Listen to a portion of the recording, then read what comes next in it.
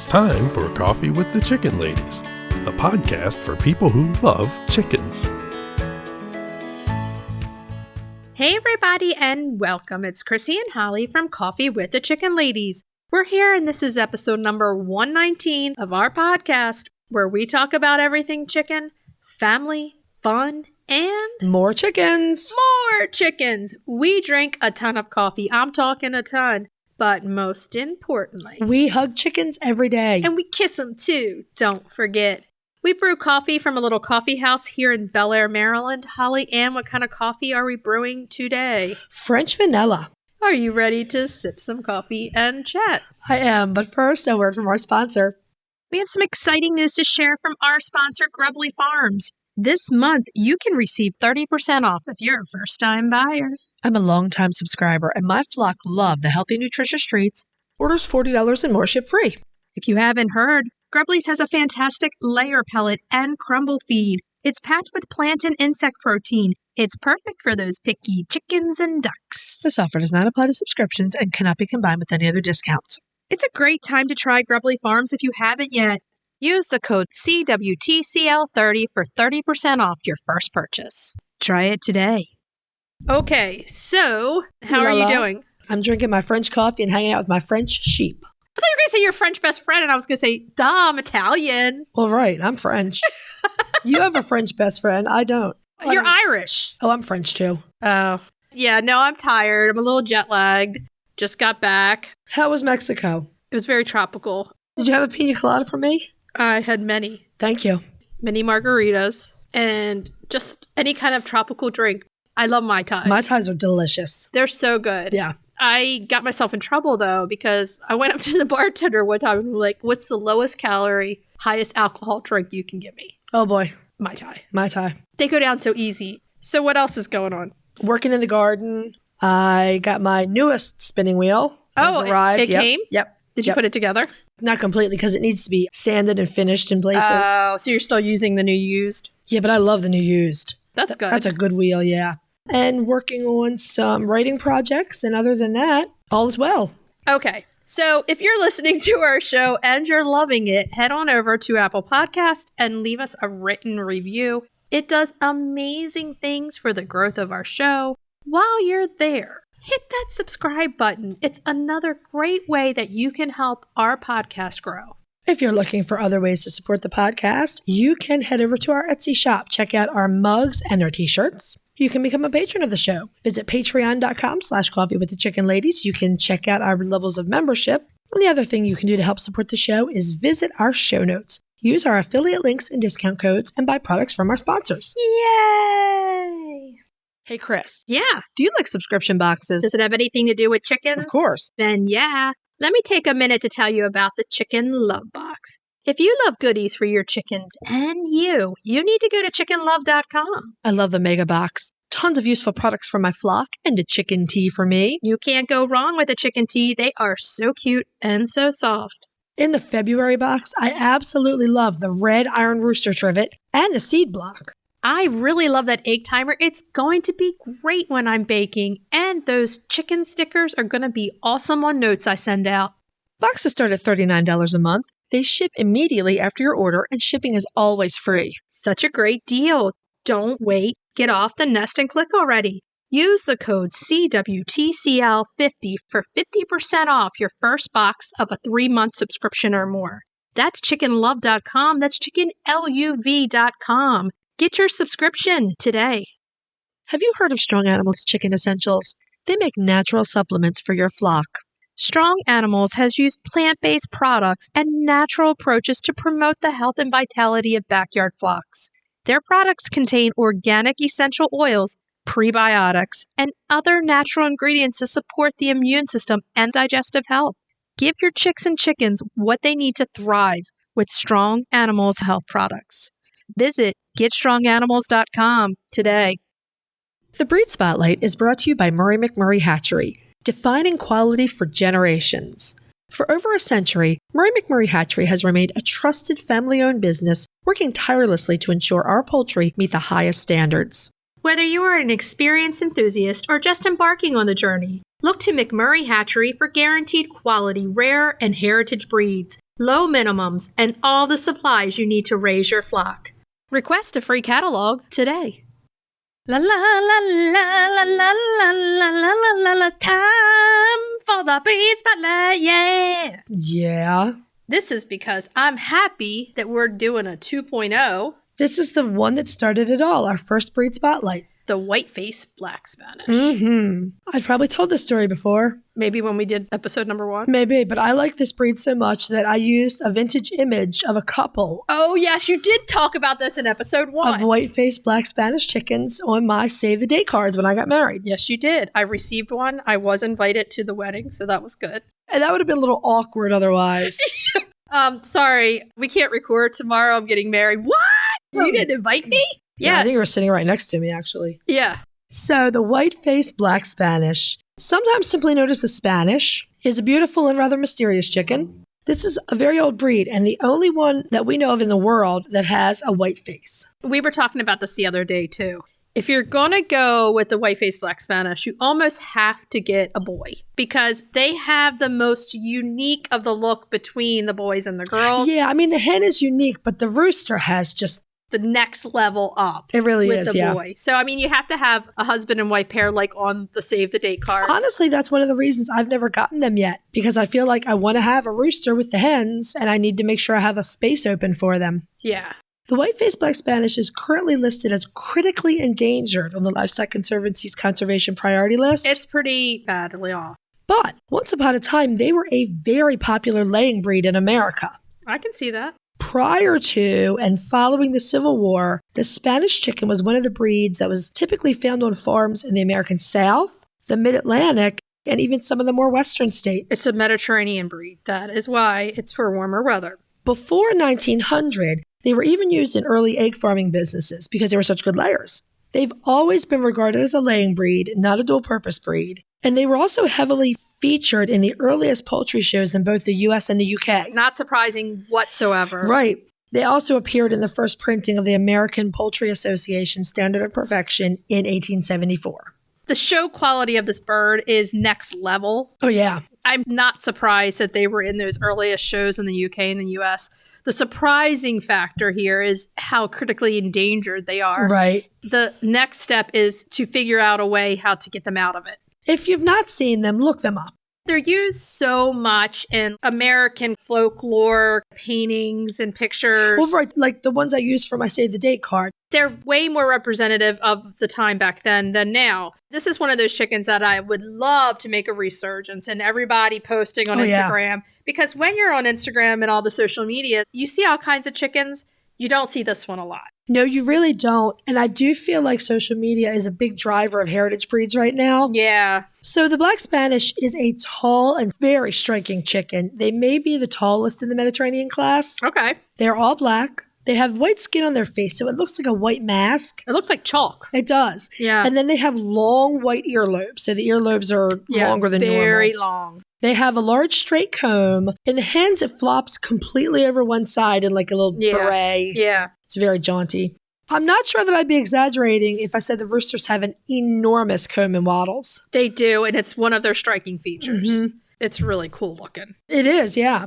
They have long slate-colored legs and feet, and they have a long sloping back and a very upright carriage with a fairly deep breast. The roosters are weighing in at about 8 pounds, and the hens are around 6 pounds. For Mediterranean, this bird is a bigger representative, probably the biggest of the Mediterranean breeds. Big. When you think of Mediterranean, you're thinking 4 to 6. So be prepared for a bigger chicken. Right. Now, that white face, it does not fully develop in most cases until after the bird's first full molt. So if you are breeding or showing, do not be quick to cull these birds. You have to let it develop. It's so funny with all the speckled birds that we have now. After that first molt, they will be more representative of what they will be. Right. And as they age, as I can see with this bird, they lighten up and get more speckled with each molt. It takes a while for that white skin to develop, Yeah. We do not know the exact origin of these birds. Most sources guess that the very old black Castilian chicken is one of the foundation breeds. I could see that. It makes sense. Given the color, they're all black. The geography and the long-legged frame of the Castilian, I feel like you see that in the Black Spanish. Now, sometimes you'll see sources saying that the white-faced black Spanish was developed in the Netherlands. But our old friend Lewis Wright disputes this. Of course he does. Well, he has something to say about everybody, and it's usually he's disputing them. maybe sometimes. He's one of the best authorities when it comes to breeding and showing at that time. He really was. Because he wrote so much. He was really like the quintessential chicken man. He was. Well, when you think about it, he was a wealthy white guy who had lots of time to write about chickens. Write and breed chickens. It's what he did. So he wrote that the Spanish was already in England, but that the white faces were not so refined. The skin was not so clear and white as you want to see in a breeding bird. He needed a little bit more moisturizing cream. A little facial? Yeah. Maybe. So essentially what happened is there was an importation of white-faced black Spanish from Dutch breeders. Okay. And that did help with the English birds, some fresh genetics, and it got them clearer white complexion.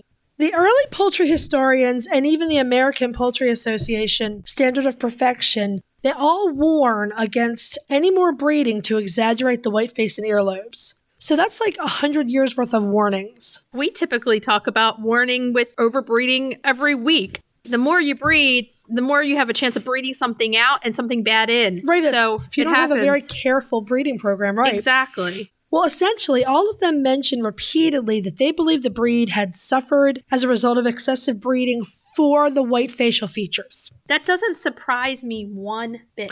They believe that some other traits plus general hardiness have been bred out of the birds as a result. We talked about this in episode 1. This is what happens. They're more susceptible to things that they wouldn't be without the overbreeding. Yeah, it's something to think about. The decline in numbers in the late 19th and early 20th century, and the fact that there was a narrowing gene pool, that probably also has something to do with the low hatch and the low survival rates. But especially when a gene pool gets this small, you can't ignore overbreeding and you have to make careful choices. You do. Even with all the overbreeding, it didn't save them. They're still in a very bad spot. Right. They went through all this overbreeding to make these features stand out even more. There still wasn't enough interest in them to keep the breed alive. Well, I think because they were primarily used as a layer, what I've gathered is they were just supplanted around, say, the 1900s by Rhode Island Reds and other good laying breeds that weren't as delicate. The Rhode Island Red can survive pretty much any place in this country. Yeah.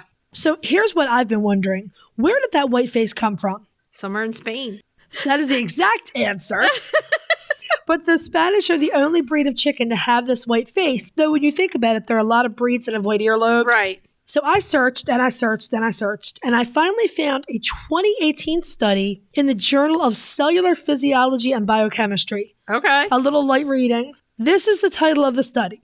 Genome-wide association study and transcriptome analysis provide new insights into the white/red earlobe color formation in chickens. Okay, so this is just about the coloring of the earlobes, not so much about the white-faced black Spanish. Exactly. This is the only study I could find that looked into the white pigment on the earlobes. Well, which would make sense with the face. Right. And so the researchers used Chinese breed. And I did not note the name of the Chinese breed, but it had white earlobes. Okay. Essentially, the study focuses on, and I'm quoting, the biological process of angiogenesis, which may directly give rise to the chicken white earlobe formation through regulating blood vessel density in chicken earlobe. Okay. So they think that has something to do with it. The amount of blood vessels. Amount of blood that's traveling in there. So basically they're saying this chicken doesn't have very good circulation. They don't have as many blood vessels. Yeah. But they went a little further. Again, I'm quoting, we propose that downregulated TP63 in white earlobes may play roles in thickening the skin and decreasing the vessel numbers in the dermal papillary layer, thereby contributing to the white earlobe formation via paling the redness of the skin. Essentially, there's just less blood vessels. There's less blood vessels, and the skin itself changes because there are fewer blood vessels. Because the lack of blood vessels will thicken up the skin. Right, leads to the skin thickening. I mean, the authors note that this furthers clues about the white earlobe and perhaps the face formation, but there is a lot more to understand. In this study, they were saying this may be something that has to do with it, but this is the tip of the iceberg. And then when you think about it, this chicken might have that going on with their face. Exactly, right. Because their earlobes and their face are the same. Exactly. Yeah. So at least I found a study that kind of explains a little bit of it. Let's go into laying. Everybody wants to know, are they still really good layers? Hens are good layers, and look at those white earlobes. They have white eggs, of course. And they're laying about 180 per year. That's not in my great category. I suppose for a heritage breed, It's about fair to middling. Well, that's why breeds like the Leghorn exploded, and obviously the Rhode Island Red took off. But the number of eggs with the overbreeding also decreased. That's entirely possible, yeah. So they generally, as in most Mediterranean breeds, will not go brooding. We can never say never. Never say never. And they're delicate. This is the thing to remember with this chicken. They were overbred for certain characteristics. So in that, there's a trade-off. And they became more delicate. The chicks are delicate when they hatch. So if you're hatching Black Spanish chicks, or even if you're getting day olds, you need to make sure they have proper heat and nutrition right from the get-go. Yeah. You have to have everything ready for them and get them right into their brooder, have some vitamins and electrolytes in their water or Nutri-Drench. Definitely a Mediterranean breed, so they're very, very heat hardy. Cold, not well at all. No, they don't fare well in the cold. They have that huge comb, huge wattles. And their bodies, they have the long legs. They have sort of a long body. They got a lot of skin there. Yes, and they have a more close feather. They don't have fluff. They will definitely be a chicken that needs provisions in the cold. Back in 1888, the writer John Taggart wrote in the New American Poultry Yard extensively about ways to protect the Black Spanish from the cold, and especially to protect that comb from frostbite. The comb is so huge, and what they're known for, you would not want to get frostbite on the comb. Oh, no. And that was about 135 years ago. So what we say today about protecting these birds is nothing new. It's just that we have better technology. I don't understand why there's a big fight here. I'm pretty sure all those guys would have given a lot to have a radiant panel heater. Heck yeah. Yeah. So more about their personality. They're alert and active, and they need space to forage and scratch and do chicken stuff. They're an active breed. Like all Mediterraneans. Right. If you work with them from day one, there's nothing to say that this chicken isn't a good chicken. Let's look at Barth with Jenny over at Lipstick and Chickens. Yeah. He's a white-faced Black Spanish. He was a white-faced Black Spanish Bantam. Yeah. But he went everywhere with her, did everything with her, and she loved him immensely. Any chicken can be that type of chicken. What you put in is what you get back out. And I have not seen a lot about them being skittish. They probably have a startle reflex, just like most of the Mediterraneans, but they're not really regarded as skittish as, say, a Leghorn. Right. Or as reactionary, I should say. They are great garden helpers. Oh, yeah. They're good showbirds. They're very good pets. Yeah, they have a good reputation for personality. Yeah. They're good layers, and they're good on a homestead if you are prepared to give them the care that they need. Well, if you're in the north, you have to have heat panels. In the south, you're in their sweet spot.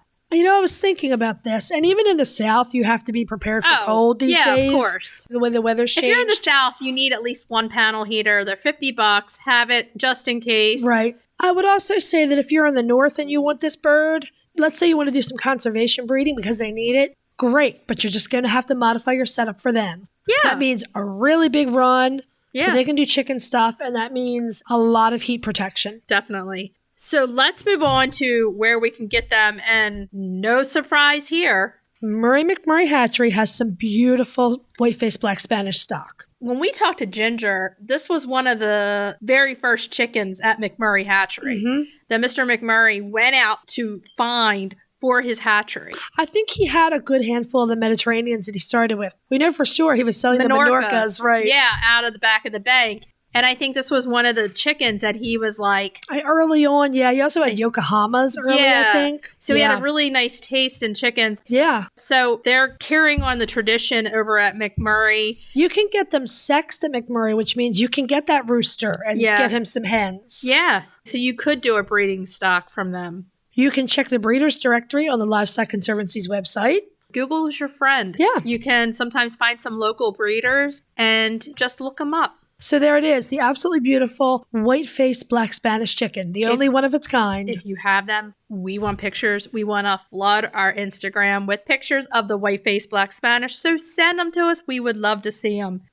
If you're looking for a chicken coop that's produced in a planet-friendly, sustainable way, try Nestera. Each coop is made from highly durable, 100% recycled plastic that keeps the equivalent of up to 2,000 shampoo bottles out of a landfill. Their clean, modern design will fit into any garden or run area and comes with an industry-beating 25-year warranty and a range of handy accessories. Simple to put together, so quick and easy to clean, and most importantly, red mite resistant. Your chickens will love it. Quick shipping from Amazon.com or Nestera.us. Use the code CWTCL5 for 5% off. Check them out today. Roosty's proudly sponsors Coffee with the Chicken Ladies. We personally use Roosty's products with our chickens, and we're huge fans. They have their awesome nesting pads, do-it-yourself feeder and waterer kits, and they've just released their best product ever, a new chick feeder and waterer set. They have adjustable legs to keep food and water clean. They're super well made, and the feeder even has a removable lid so it can easily be filled from the top. So if you're raising chicks or keeping chickens, all their products are available for Prime delivery on Amazon.com. Check out the Roosty store on Amazon or follow the link in our show notes. Okay, so let's move on to main topic. Yeah. This week's main topic is a listener's request, and we have a special guest. We are talking with Jeanette Beringer of the Livestock Conservancy all about starting conservation breeding. Enjoy. Today, we're going to have one of our absolute favorite guests on the show. We have Jeanette Beringer, Senior Program Manager with the Livestock Conservancy. And Jeanette's here because of a listener request. We've had several listeners ask how they can get into conservation breeding with chicken breeds. Jeanette, welcome back. Welcome, Jeanette. Hey, how are you doing? Doing great. Happy to be talking about one of my favorite subjects, which is chicken breeding, especially conservation chicken breeding, because there are a lot of breeds needing help out there. And we recently did a census, and a lot more chicken breeds are becoming scarcer. And we haven't quite figured out the exact reason why, but there's definitely a boatload of breeds in need of attention. So Jeanette did an episode with us in July of last year. I'll have it linked in the show notes where we do talk about the poultry census. There's a lot of good information in that episode, so check it out. It's sad, too, because you hear about these breeds that need such help. But on the other hand, it's inspiring. So it's inspired some of our listeners to want to start to help, which I love that. So can you start by telling us what it takes for the average backyard farmer to get into breeding for conservation?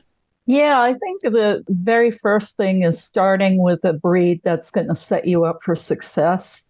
We walk through the same process, even with people that just want chickens for the backyard. You want to have a breed that's going to fit your level of expertise, your infrastructure, and produce the products or services that you're looking for, and that it's going to suit the habitat or weather that they're expected to thrive in. And so, a breed like a Brahma, you might not want to breed them in a hot place. They're huge chickens. They're going to have a hard time radiating heat. And that's really not what they're designed to grow out in. But something like a white-faced black Spanish chicken with that huge single comb that's like a heat radiator, they can hack it.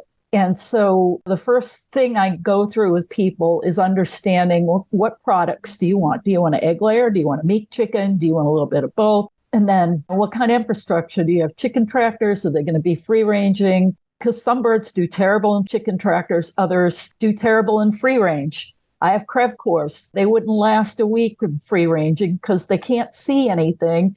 And every predator can just pick them off at their leisure.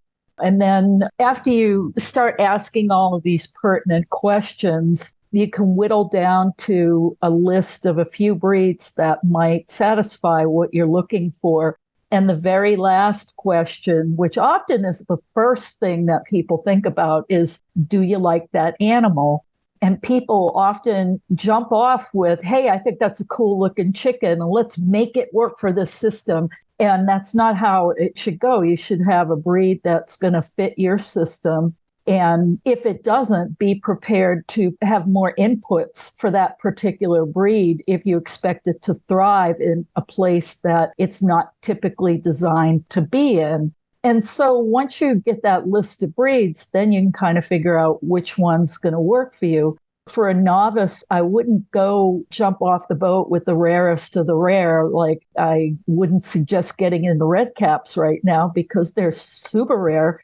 They need a lot of work, and please don't take birds that should be in a breeding population into a situation where you don't have strong enough infrastructure to keep the foxes out or the hawks out. Exactly.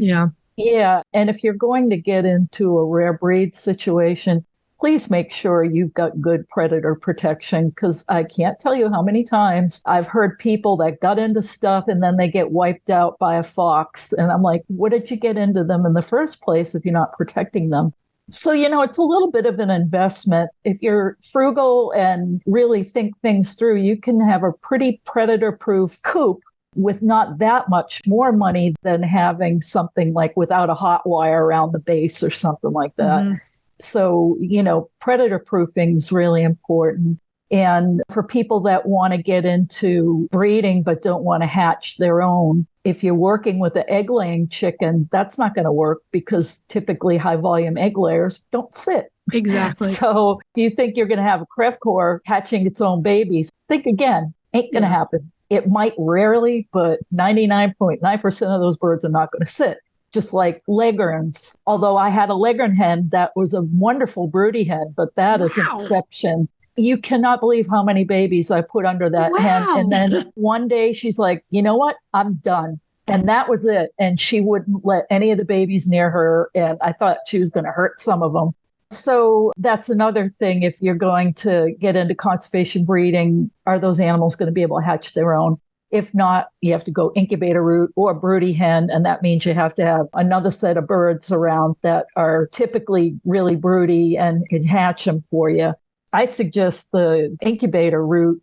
That's more investment in infrastructure because now you're going to buy an incubator, but you can hatch out a boatload of babies in one fell swoop, raise them in the same pen together.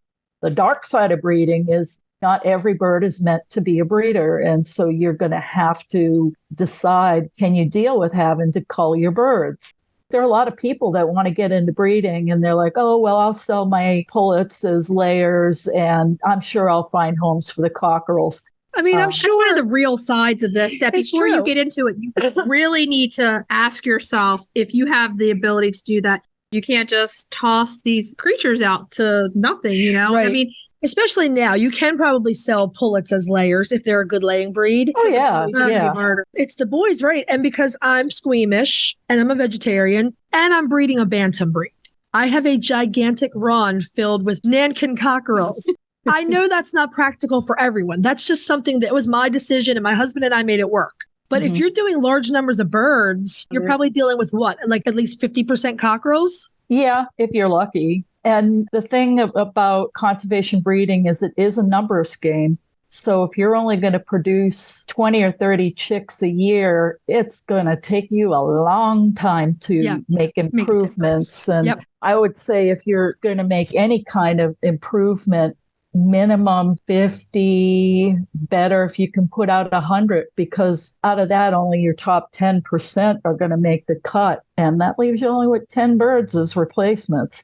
As your program grows, you might want to maintain a couple of different bloodlines. With super rare breeds, it's best to try and maintain separate bloodlines because you can't always count on getting more diversity from somebody else's flock. Yeah. And that's kind of what I did with the Crevecoeurs. I started out with 3 different bloodlines and they were all super inbred. And so what I did was cross the bloodlines on a very limited basis to kind of bump up the diversity within the flocks, but still kept 3 separate bloodlines. So like you take a son from group A and put that on group B, and a son from group B would go to group C, and then a son from group C would go to group A.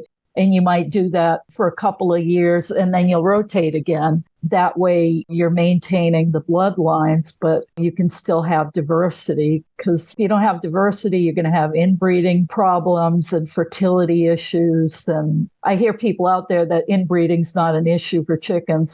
I can tell you it is. Yeah. It very much is. And you might be lucky. They call it line breeding when it works and inbreeding when it doesn't. That brings up a question, especially when you're talking about the rarest of the rare. Have you seen a lot of these super rare chickens have fertility issues? Like it would be extremely hard to get a big hatch out of one of these breeds? Oh, yeah. That's where we were with the Crevecoeurs. And interestingly, when we did our first culls, we took a look at internal organs and actually tracked the weights of the hearts, the livers, and the testicles. And when we first got going with the Creves, the testicles were about the size of the tip of your little finger. And now they're like half the size of your thumb, because as we've been breeding, that certainly improved the size and the fertility. And when we started, the fertility was around 50%. And now it's up around 85 to 90%. Nice. And the hatchability's improved quite a bit too. But through selective breeding, you can do that provided you've got the diversity to work with. So inbreeding, very much one of the top things that will happen is fertility will decline. But I wanted to share something if I can. So here is our Heritage Chicken Manual. And for somebody just starting to get into conservation breeding, this is a really great tool for you to be able to understand what you're looking for under the feathers. And we have methods for selecting for meat quality, selecting for egg production. And then every year you're always assessing your chickens, even the older ones, because you want the best of the best to be in your flock. And just because they made the cut last year doesn't mean they make the cut this year. And so these are really great tools. They're free for download, and you can use them for basically any chicken breed. And then we've got some other pieces on here. A lot of folks don't realize that they can actually mark their chicks. So if you have multiple bloodlines, but only one incubator, you can subdivide the incubator, or you're doing multiple hatches. We've got a really useful toe punch chart here. Toe punching is just a way to mark the webbing between the toes. With the chart here, you've got dozens of different ways you can mark chicks and keep the bloodlines straight, because leg bands and stuff fall off, or a lot of times the birds grow so quickly that the bands get stuck in their skin. I hate leg bands, especially in young growing animals. Toe punch is a really great way to get started. And if you toe punch them within the first couple of days, it does not hurt them. There is no blood. They're fine. It's when you start working with older birds, when their nerves and their blood vessels are developing in their feet, then that could be a problem. Toe punching when they're a day or two old is not going to hurt them, and it permanently marks them. So it's a really great form, because in breeding, you're going to want to track what's going on with your animals and track their characteristics and their weights. And if you can't ID them, how are you going to do that?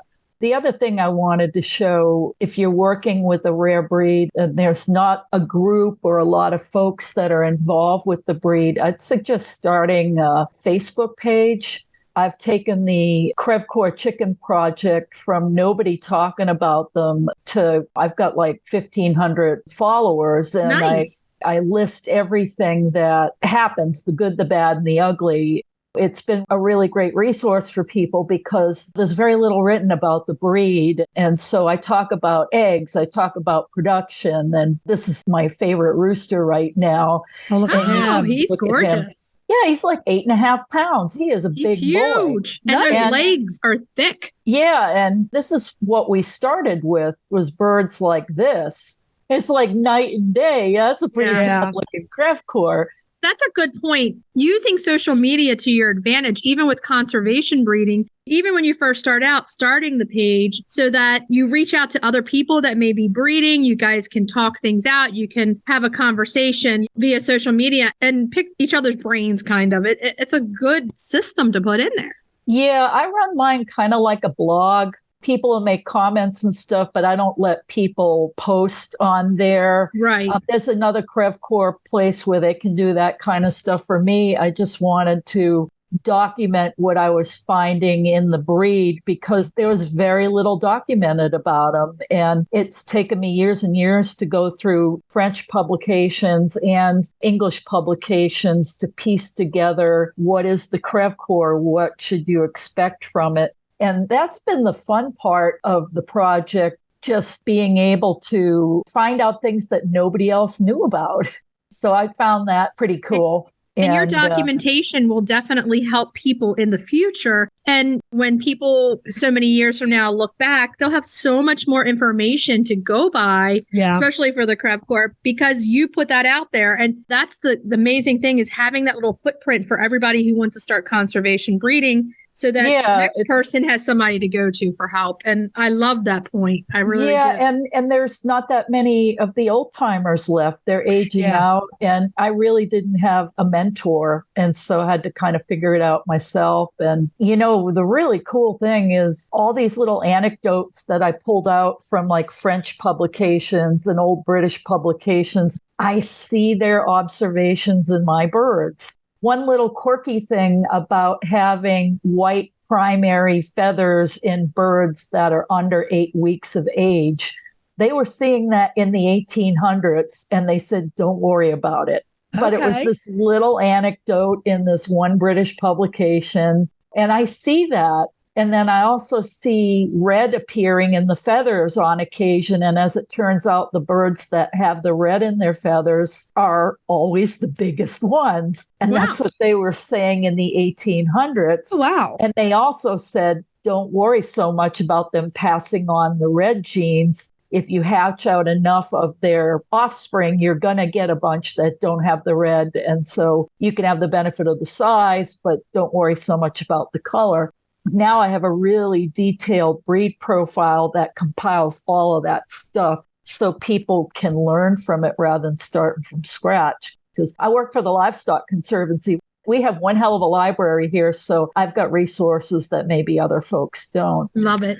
Yeah. And so with conservation breeding, it is a numbers game with the birds, but when you raise in large numbers of birds, that's also going to cost a lot of money. So if you think that initially you're going to make money on this, no, you're going to lose your shirt. Yep. But when you can get your birds up to American Poultry Association breed standard, and you've got show quality birds, your $10 a dozen birds could go up to $40 or $50 a dozen if they meet breed standard and they're show quality. Right. And I know a lot of people that have birds like that. If you're not willing to pay the price for those show quality birds, you ain't getting any.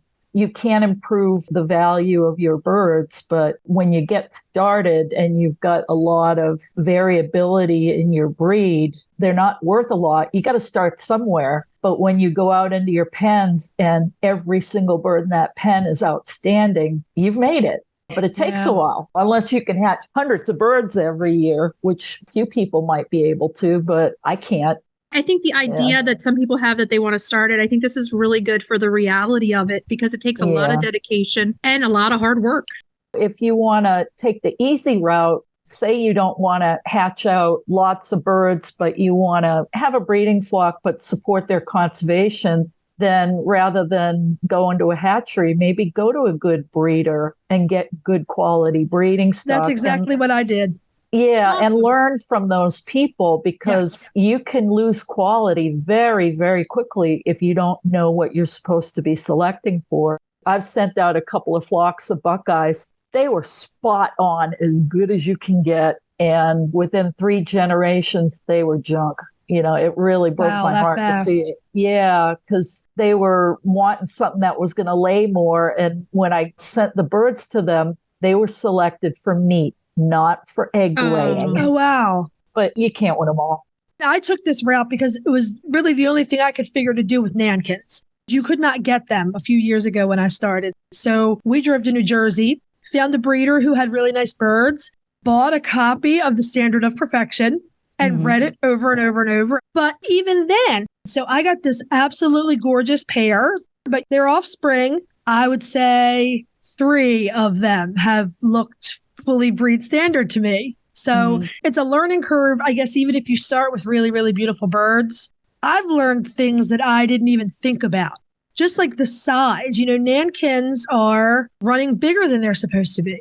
Yeah, they were a bit smaller when I was into them back in like 2006, 7. You were? Around I didn't know you bred them. Yeah, I had a flock of single comb and a flock of rose comb and worked with them a while. But then the Buckeye project really took off and we had to make the decision. And that's something else for folks to think about is set a priority for yourself. Don't spread yourself too thin because every breed, if you're going to keep multiple bloodlines and then you're going to have a place for the youngsters to grow out and then you're going to have to separate out males from females before they're finished, that's a lot of space. And if you have a small farm. That's what I found. I like the idea of like, go support the people who have the big time space and buy their birds. That's a way that the small backyard farmer can help. Sure. Absolutely. And don't insult them by trying to buy them for cheap. You're buying the years that person put into working with that breed. Some of them spent a lifetime working on a particular breed, and you're getting the easy path. You've already got fabulous birds. Yep. And there's a Seabright breeder that I know that if you want breeding quality, show quality Seabrights, you're paying $350 to $500 a bird. Yeah. 3 decades or more. I think he's been breeding them since the 60s. But he's improved their tolerance to Merrick's disease, and they used to not be able to breed except in really warm temperatures. And he worked really, really hard to improve that. Wow. And it took a long, long time. Don't insult him by thinking you're going to get a cheap bird from him. Yeah. And if I wanted to breed Seabrights, I'd go to him. But all I needed was a few halfway decent ones to take on the road because they're itty bitty and easy to travel with. Yeah. Yeah. I was just in Nashville with my Seabrights, and it was so easy to travel with them, coop and all. I do love the Bantams. My 13-year-old daughter is in love with Seabrights. Bantam-wise, I am about like the Saramas or the Pekins or the Cochin Bantams. She's like, no, we have to have Seabrights. They're beautiful. They're beautiful. They're beautiful. They're a little challenging to breed, just like the Nankins, so be patient with them. I don't breed them. I got just middle of the road Seabrights, but I had them with a specific purpose in mind of traveling with them. And they're decent representatives. They're not show quality. And I tell everybody mine are a little bit bigger than they should be, but they're just my traveling birds. They're educational, so they go in and help they educate. Yeah. That's awesome. I love that. Yeah, they're a lot of fun to travel with because they're eye candy. They are gorgeous. Those are the few basics. We do have a lot of information on our website about breeding. And there's another book called The Call of the Hen. It's an old book that came out, I think, in the 1920s. Wow. You can get free electronic copies. Nice. Out there, but it's an easy read. And if you really want to get into the nitty-gritty of production selection, that would be the gold standard. And a lot of our materials are based on the concepts within that book. So that's another great resource. Small production can be just as useful as big production. If you're a small breeder, doesn't mean you don't have big impact because you're providing market for the people that are putting a lot of birds out there. And certainly go to poultry shows and learn from folks that are there too. The mother of all poultry shows, of course, is the Ohio National. This year is going to be celebrating the 150th anniversary of the American Poultry Association. Oh, wow. It's going to be a huge show. You guys should do a live broadcast from there because it's going to be happening. That would be amazing.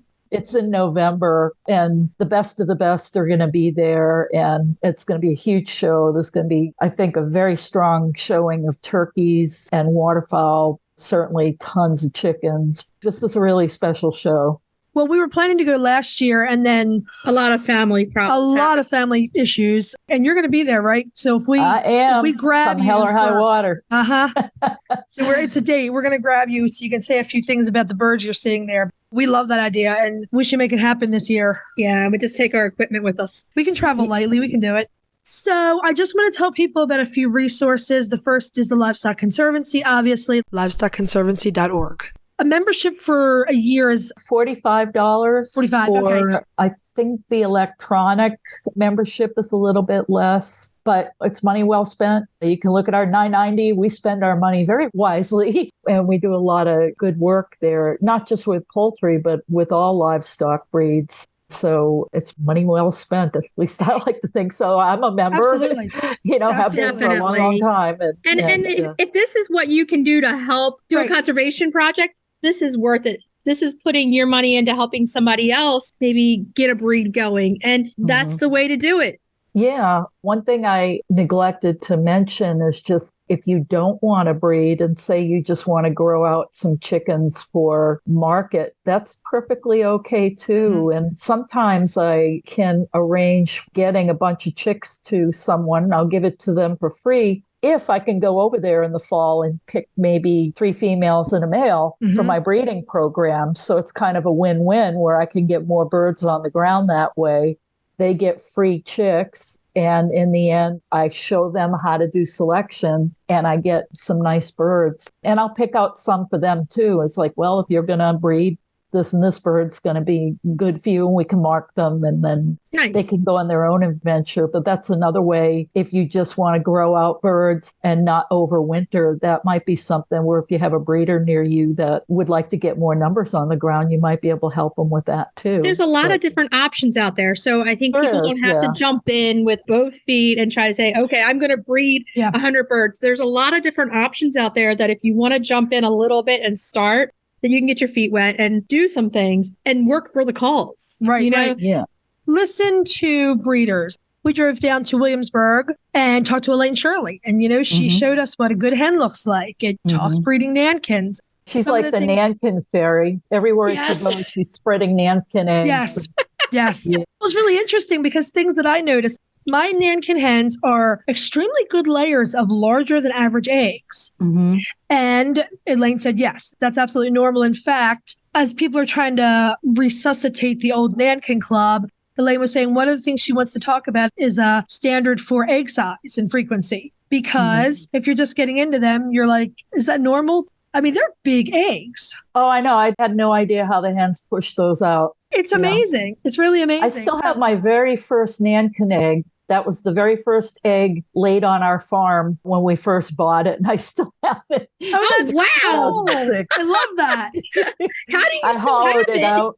I hollowed it out. Special mason jar in my curio cabinet. Awesome. I love that. Love it, Jeanette. Love it. So you recently, and I know I've seen links to some of these on the Livestock Conservancy social media. You've recently done some documentary work with some of the master breeders. Yeah, I'm working on that. It's one of those projects that just when I have time, I move forward. It's the Secrets of the Masters project that I'm working on with the APA. And basically interviewing people that they identify as in the top of their breed and to try and capture some of that knowledge. And then here at the Conservancy, we also are documenting stories of people. It's not video, but written, and trying to connect with the true masters that have been doing what they've been doing a long time. And just recently, it drove home how important this all was when we lost Gerald Donnelly. Gerald Donnelly was a master breeder's master breeder, and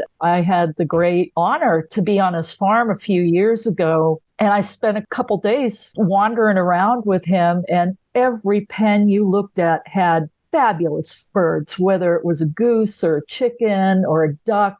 Everything was fabulous. Every time we turned the corner was another set of breeds out there. And we were able to document his story a couple of years ago. And thank God we did, because he's gone now. I have taken video of his flocks, and I'm so glad I had the opportunity to do that. So documenting the folks that come before us is a real important thing that we're committed to. And keep in mind the past, because you can learn from it. With poultry, if there's some good documentation about your breed, you don't need to reinvent the wheel. Just go back to the people that had them during their heyday and learn from them. If you're lucky enough to find a breed with that kind of documentation, like there's a lot on Leghorns and Plymouth Rocks and some other breeds, but for some of the more obscure European breeds, it might not be so easy. Yeah. So before we go, what do you think is one of the top breeds that will need assistance right now that a backyard farmer could help with? Gosh, there are a bunch. A good one, and it's an egg layer, is the white-faced black Spanish. There aren't a lot of people raising them, but I was talking with Privet Hatchery during our census, and they have a very, very nice line of white-faced black Spanish. So if you're looking to get into a breed and start off with good quality birds, that might be one to start with. And They also have a very good quality flock of Yokohamas, which are a different breed, not for everybody. And it's not really a meat bird. It's not an egg bird. It's more an ornamental bird, but they're pretty to look at. They don't take up a lot of space. They've got a nice flock of them. And what's really been great, it's not only Privet, all of the hatcheries now are starting to think about breed standard. Not all their birds are going to be APA standard, but that doesn't mean they don't care about standard. It's just being in the hatchery business, you've got to make money. And I give snaps to all of the hatcheries I've talked to now they all care about what their birds look like. Don't assume a hatchery has less than optimal birds. Sometimes they've got better stuff than you'll find in any backyard. I want to give props out to McMurray Hatchery. They are trying with those red caps. And like you said, those are the rarest of the rare right now that they're trying to get back out there. Yep. And they've got some fine Creff cores now. And Yes. I was talking with Hoover Hatchery. They have a breeding flock of 500 Creff cores now. Wow. Wow. John, you're awesome if you're hearing this.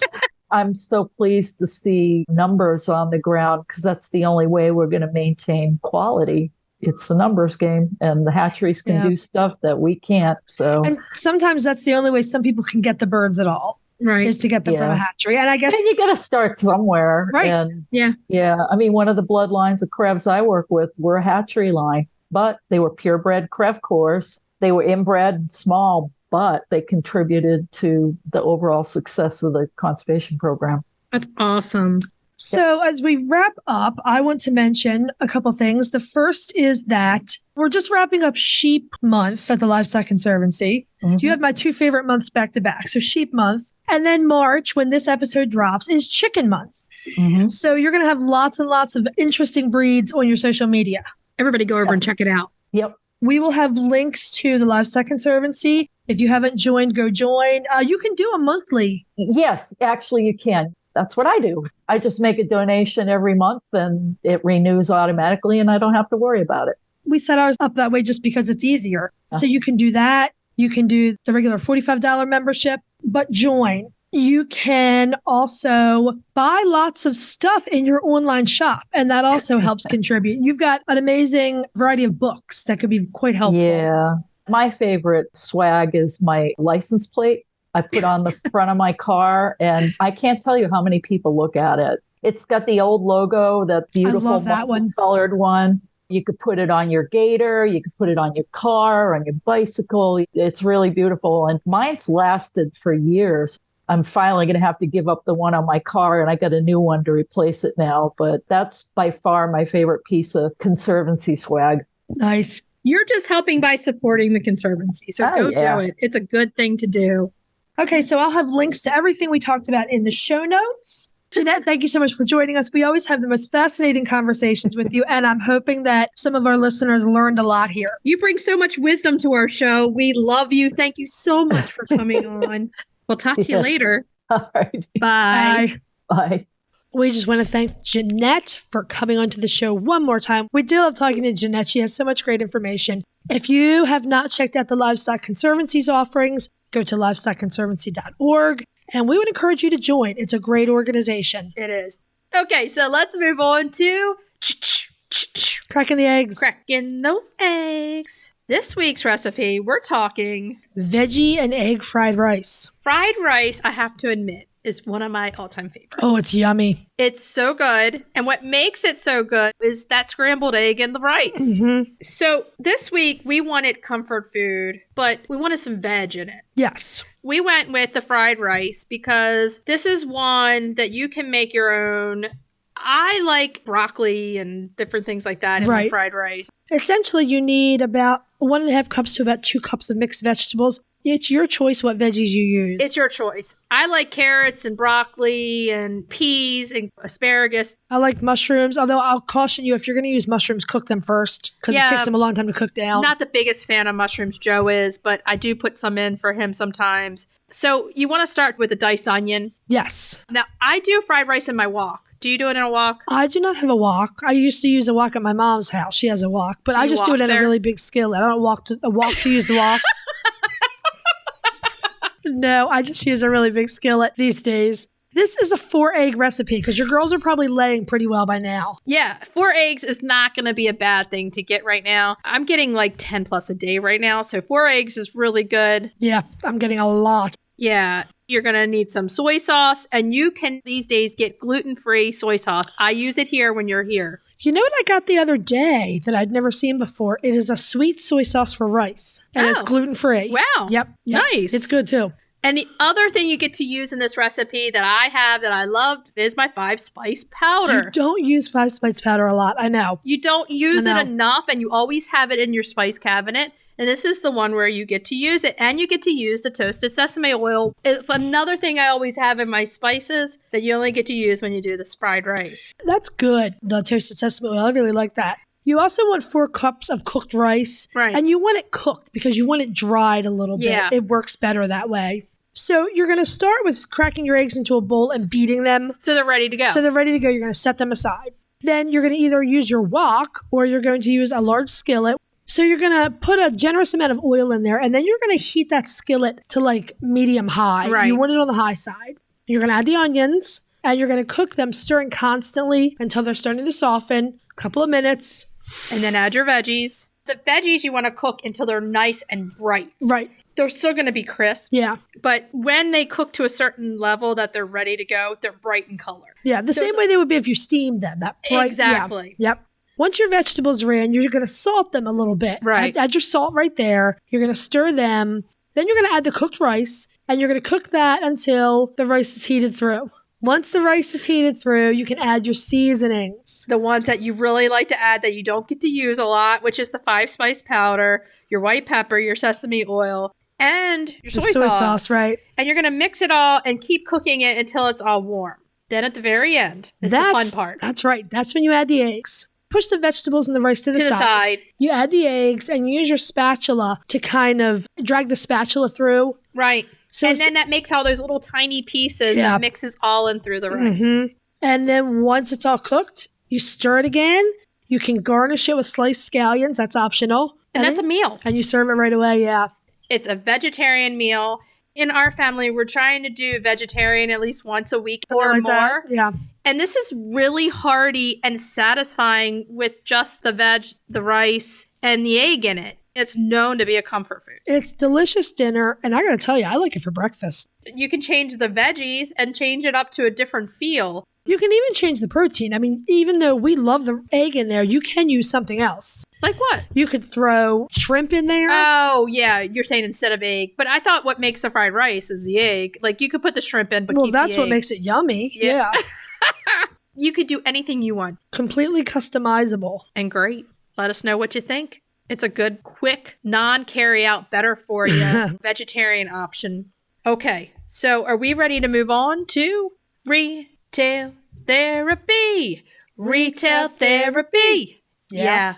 This week's retail therapy, we are talking about Roosty's new chick feeder and waterer set. They had a set that came out last year, and this set is new and improved. New and improved, right. And they're amazing. They've tweaked the design a little bit. One of the things I really like about them is that it's BPA-free plastic. And you don't want your chickens getting that in their water because what they put in, we're eating in the eggs. Yeah, and it can't be good for them to have BPA in their system. So the waterer is the same design that we loved last year. Oh, yeah. The narrower but deeper moat that's harder for your chicks to kick crap into. And when we say that, we mean it. When you think of chick waterer, the first thing I think of is I put that thing in there. Within 2 seconds, there's shavings in that water because they kick instantly. When we tried their product last year, it was a game changer. It really is, yeah. That deep moat in the water makes such a huge difference. It's just amazing. It really is. And then as your chicks get bigger, you have the adjustable legs. They have 3 different positions, so you get 3 different heights. By the end, honestly, I usually end up with it up on a brick or something like that anyway. I think I did that too. As they grow, it grows with them. Now, here's the really good new part, the feeder. Oh, yeah. Game changer. You get them as a set. It has a much wider base. So we all know we're never going to have just one chick in there. Right. So the chicks have a lot of room to stretch out around the base of the feeder. So let's talk about the lid. The lid is fantastic. When you're using a chick feeder, you're unscrewing it, you fill it up, and you're trying to screw it back on. And you're losing the food. Sending feed everywhere. This one, the lid comes off the top. You can fill it right from the top. 1,000,000% a game changer in your chick game. It's so much easier. So you put this down in the brooder. You start off flat. You have 3 different levels. It gets taller. As they get taller, you put it up. But the best thing about this product is the lid. Because once you stick that feeder down, you don't have to move it until you're cleaning your brooder. Because you take the lid off, you pour the food in. Right. It's amazing. It really is great. I also like the fact that the plastic, not only is it BPA free, but the plastic is a really high grade of plastic. Yes, and you're going to notice it instantly. It does not crack easily. I mean, I'm not saying jump on it, but it really holds up well. It doesn't deteriorate as fast as cheaper plastic. When you get these feeders out, you're going to notice a difference between the ones that you buy inexpensively when you buy your chicks at the store. They're right there. There's 100 of them. These are more high quality. Sometimes you get what you pay for. And with these, they have the little things, the deep moat, they have the wide mouth feeding, they have the legs. You get chicks one year, you're going to get chicks another year and another year. Probably. And you don't want to keep buying feeders over and over again. I've been down that road. Oh, it's junk going into the landfill.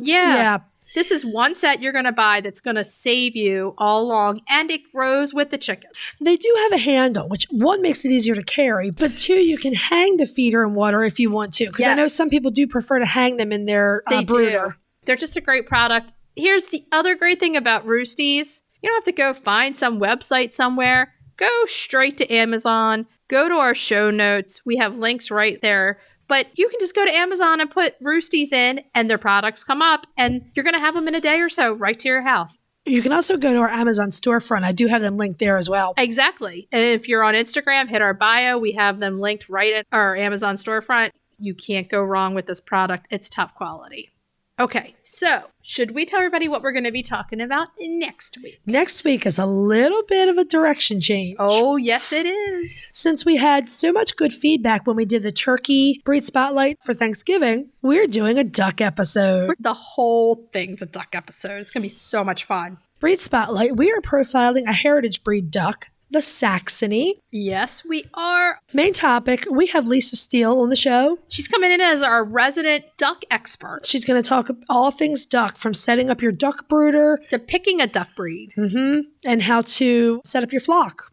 Or cracking the eggs. Lisa was generous enough to share a recipe from her Duck Eggs Daily book. Deviled duck eggs. It's going to be good. Simple and amazing. And retail therapy. We're reviewing the brewer's yeast additive from Lisa's line. If you listen to the episode, you'll understand why this is important. Yeah. Okay, so what should we tell everybody to do until next week? Hug your chickens every day and kiss them too. We'll talk to you next week. Bye-bye. Bye. If you'd like to see more of us, please follow us on Instagram at Coffee with the Chicken Ladies. If you'd like to help us grow the podcast, please leave us a written review on Apple Podcasts. If you'd like to become a patron of the show, please visit our Patreon page, patreon.com/Coffee with the Chicken Ladies. Thanks for listening.